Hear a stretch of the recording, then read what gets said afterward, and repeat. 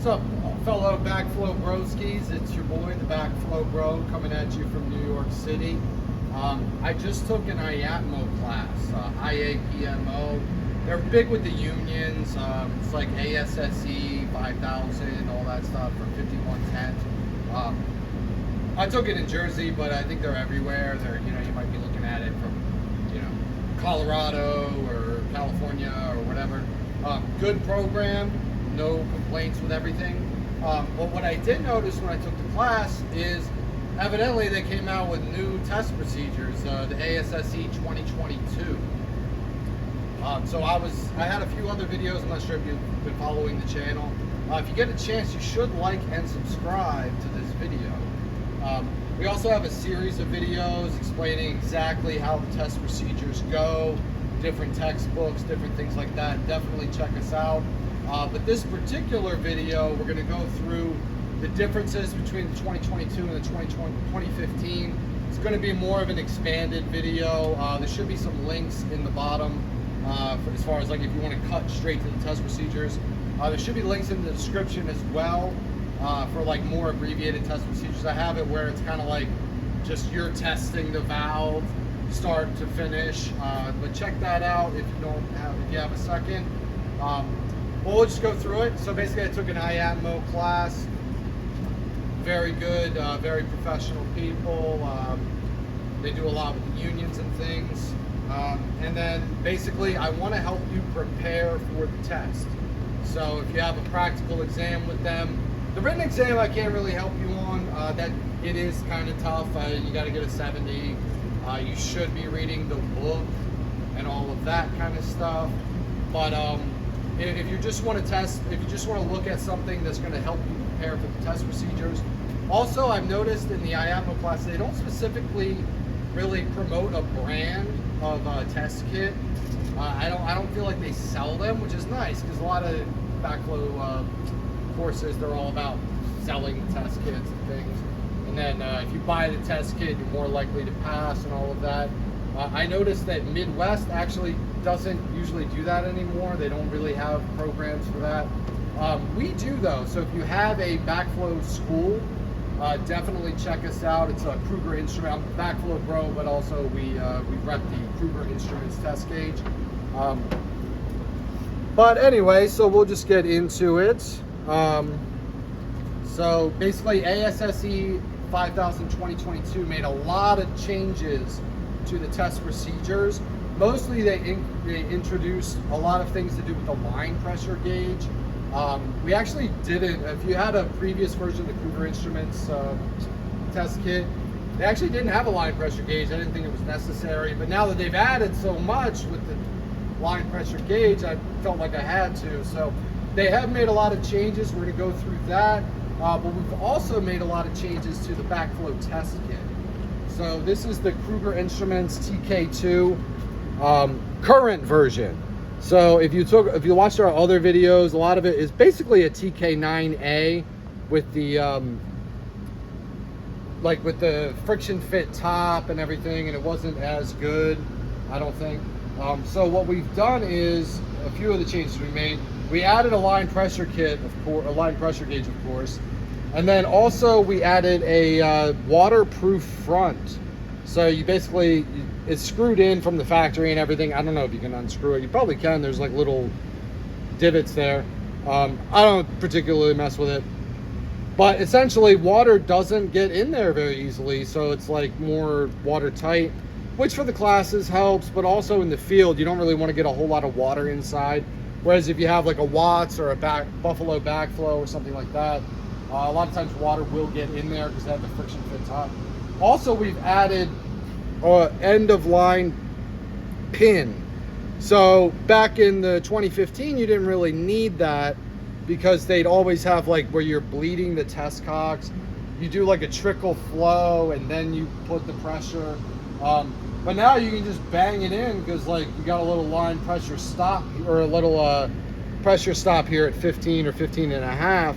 So essentially if you bang it, the needle will hit where it's a little thicker instead of just hitting the corner. Sometimes you can bend the needle and damage your gauge. if you want to compare it, if you're taking the IAMO class, they probably have more of the Midwest ones. But it says Midwest is also good. They're kind of, you know, the industry standard in a lot of areas. If you notice the size difference, it is a little smaller. Probably about the same weight, maybe a little lighter for the Kruger instruments. One thing that some people notice is we do have a floating zero. It floats in between like a little rectangle. That's actually the more accurate way to do it.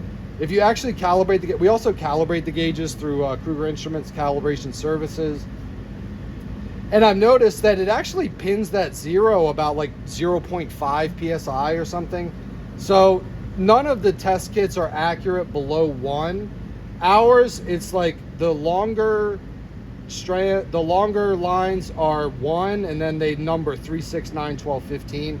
So if you want to resolve 0.1 PSI, you just kind of like, if it's in between the numbers, it's the 0.1 before. So if it's at 3, if it's in between 2.8 and 3, it's like each of the little tiny numbers is 0.2. So if it's in between 2.8 and 3, you just say, oh, it's 2.9. Whereas the Midwest kind of does the same thing. But it's largely the same, but they're both diaphragm style test kits where they have a diaphragm. Midwest has a little more space in it. Also, they generally sell the 5-valve kits. For the ASSE 2022 single hose, you only use the high bleed. So the high bleed's on the top right here, the red one. For us, it's just the one here with the left on the left. It does say high and low side on either side. So I guess let's go ahead and do the RP test procedure and look at the differences and how the test kit functions. So for ASSE 5000 2022, they made a couple of changes. The first change is how you flush the test cocks. So in the 2015, you open 4 and then you just do 2 and 3. For the 2022, they want you to do all 3. So you open and close 1, open and close 2, open and close 3, close 4. For the one hose testing, they'll generally tell you to just have one hose. If you have 3 hoses connected, you do have to make sure all of the other hoses are level, or specifically the low hose, but really they recommend all of them. I would recommend disconnecting the other hoses, but it's up to you. If you want to keep them on, they do have to be level with what you're doing. Because it's a single hose test, you have to make sure everything's exactly level due to head pressure differences. So the first thing, difference between the USC procedures and a lot of the other ones like Trio and everything, there is no bleed off valve. So for ASSE 5000 2022, they just say if the shutoff leaks, like the valve fails, which kind of makes sense.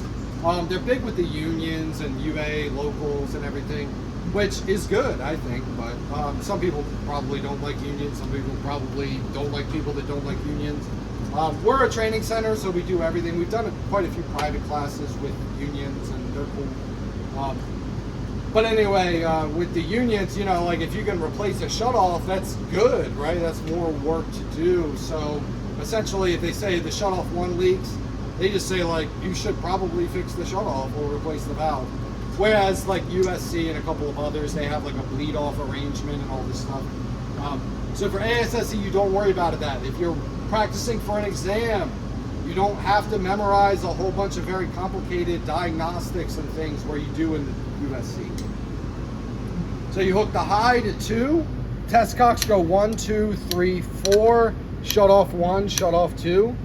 Then you open in the 2015, it said to trickle flow and then attach your hose. For the 2022, they say just open it. Bam. Open and close low bleed. So we have a line pressure of, it has to resolve 5.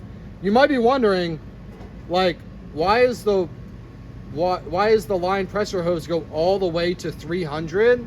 We actually designed these valves exactly to the ASSE 1064 spec. So basically this ASSE 5000, that's to do the testers. The ASSE 1064 is kind of like, so like 1013 is the RP, it's listed 1013. So the 1064 is for the test kits, and it says you have to go 0 to 15 and 0 to 300 on the line pressure. If you notice on your Midwest kits, they only go to 200. I feel like that should be an issue with their approvals, but I guess Midwest, they make so many kits and everybody loves them, so I guess they get a pass. So when we were picking a line pressure gauge, we went ahead and went to 300 like they asked. If you pump this kit or this valve up to 300, it's totally going to explode. The valves are generally rated to, I believe, 175 PSI. So it's not going to be rated to 300, but that's what they say to do, so that's what we did. So you pressurize number 2, open and close high bleed. That's to get the air out of the system. You close shut off 2, then you close shut off 1. Make sure when you shut off 1 that your gauge is level with the assembly. If you have it too high or too low, it does impact the test. Generally, they say the time that you want to make the gauge level with the assembly is when you shut off 1, not when you open test cock 3. If you notice, the line pressure gauge did not drop, so it's still seeing whatever 45, 40. It's kind of up and down. A lot of times the pressure does kind of fluctuate, especially if you're at a training class because everybody's opening and closing stuff. If the pressure started dropping, that means you have an outlet shutoff leak. The outlet shutoff leak for the one hose actually doesn't affect the test, but you do have to mark it on your test report. So now that it's been tight, that means that shutoff 2 is tight. Then you open test cock 3. You should be opening your test cocks kind of slow, not super duper fast. It doesn't really matter if it's like a little fast, but it shouldn't be like schmack, because you can actually cause water hammer with that stuff. So if you notice 9, and then the solid big point before 9 is 8. So I would call that probably 8.8. So that's your check valve 1 reading. Now we get a little bit complicated. This is the RP relief valve test. Some people don't like the one hose simply because you sort of get different numbers. So if you're doing a 3 hose test for the USC or Trio, or I guess there's a few others, or AWWA does that a lot. If you're doing a 3 hose test for the RP, they actually do it more with back pressure. So you'll have like high to 2, low to 3, and then you'll loop them, and then you'll do a bunch of stuff. That's good. You get kind of a different reading though. It is a little bit lower usually when you do the one hose. And you're actually testing the relief valve in a couple of different ways.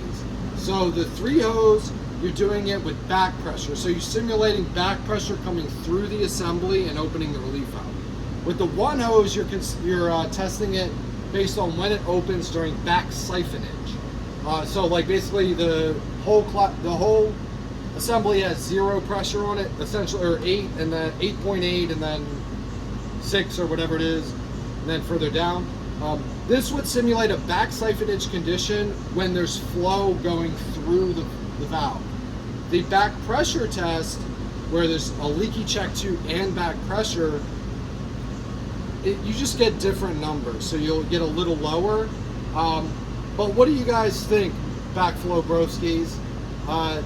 What is more common for RP on a domestic system? Will they have back pressure plus a malfunctioning RP, or back siphonage with flow to the customer? Go ahead and comment with your answer. Subscribe to lock it in. I'm joking, but you should actually interact with the channel. It does help us with the views and with the subscribers. But the answer is, it's basically never going to have back pressure because it's a domestic line. It always flows that way. Sometimes you might have a water heater heating up the water, but there's always a check valve on the water heater. It almost never is under back pressure. But the big threat is back siphonage for a domestic water. And again, if you're in the class, you probably know double checks are usually on fire lines. RPs are usually on domestic systems. So essentially, if you're testing it for back siphonage with flow, that's kind of the situation it's probably going to be in when there's an actual backflow situation. So the one hose, even though it's a different number, and everybody's like, oh, but you get a little bit lower of a number, what's going on? It's probably just more accurate to test it that way. So anyway, we've tested everything. The check valve's 8.8. It's still holding tight. Everything's tight. All of the stuff is tight. 8.8 flat. So now to get the relief valve, you make sure everything's level. This should be level with the top of the test cock, not the relief valve. Top of the test cock. Put your hand under the vent and you open your high bleed very little. Some say a quarter turn. I would do like a lot less than a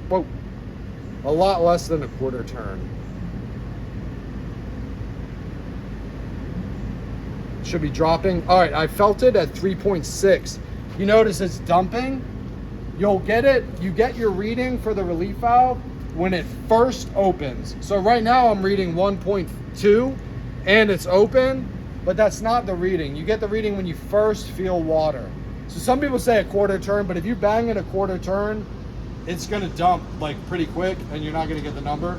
So you open up a little tiny bit, whatever it was, 3.4 I think I said.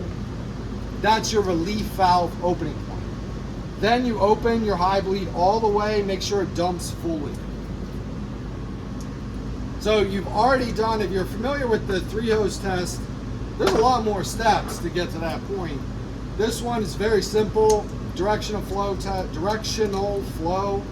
against check valve 1, and then relief valve opening.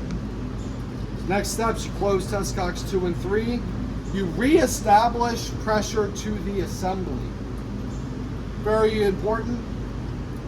There's 2 ways to do that. It's listed in the specs, it's listed in the procedures. A lot of people, if you have a 1-inch and it's an RP, yeah, you just open the shutoff. Let's say it's a 6-inch. You can actually mess up the shutoffs by having a 6-inch valve with pressure to this side and nothing on this side. Because when you open it, it like scrapes the side of the valve. So you can damage the valve. Also, it's just really hard to open. You might have to get like a 4-foot wrench and hit it from the, get the cheater bar and everything. You don't want to do that. So one way you can repressurize assembly, which we're going to do in this video. If you're doing the tester video, the tester prep videos, which again will be linked in the description, we're going to do it the way it's easier to do on the exam. But for this extended commentary video, we're going to go ahead, we loop 1 and 2. I believe you have to bleed 1. Attach 1, 2, 2. Open 1, open 2. Make sure test cock 3 is closed. That was a test. I was hoping you guys would see that. I'm joking. But make sure the test cock's closed before you repressurize the assembly or you're going to spray everybody. So once you open 1 and open 2, it's actually repressurized, so you don't have to mess with the shutoff. Close 1, close 2. Remove your hose. Now we're going to do a test on check valve 2.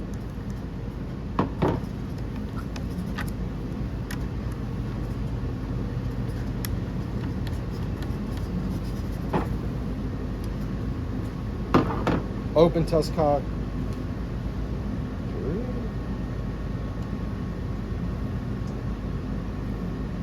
I'm just going to go ahead and open the shutoff. It looks like it might not have worked. I didn't mean that as a dig to the test procedures, but I did open 1 and 2 and repressurize, but it didn't have any pressure when I bled the assembly. So I think you're supposed to open and close these before. So like you put an auxiliary hose from 1 to 2, open. Then you put everything in your gauge, put all your pressure in your gauge, and then you shut off. So here we are, we're at the 40-ish PSI all the way to the end. Close your shut off 1, make your gauge level when you close shut off 1. Also, I believe we talked about it before. When you close shutoff 1, if this doesn't drop, that means your shutoff 2 is tight. If the flow stops on the test cock, that means that shutoff 1 is tight.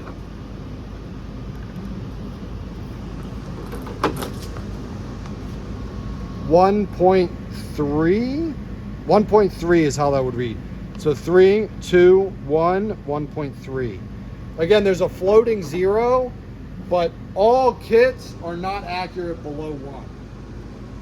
So even though the Midwest, it appears to be pinned at 0, if you test it, if you do a calibration on it, you'll notice it pins at 0 at like 0.5 or 0.6. So in between that, it's really just not accurate. And the ASSE 1064 standard does not require it to be accurate below 1 PSI. So it's kind of okay. Everybody's cool with it. Everybody's cool with all the test kits.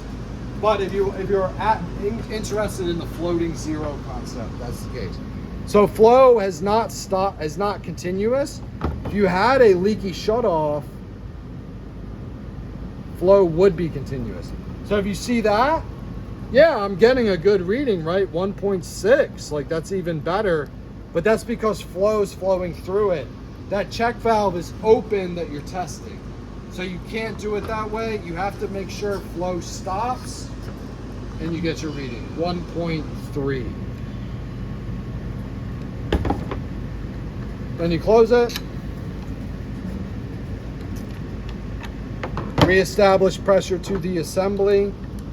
You open 1 and open 2. Make sure your test cocks are all closed.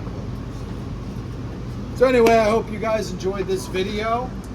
Please feel free to like and subscribe. We do need more subscribers. If I get, right now I have about 800. So if I can get to 1,000, I think they actually pay me. So then that's good for me creating more content. But anyway, yes, IAMO, good company. Just took their class. I passed, of course. And we'll have more detailed videos on how to prepare for your exam, including just the test procedures for each type, and then also a overall, like how to prepare for the exam and things. So appreciate you tuning in, and I'll see you on the next one.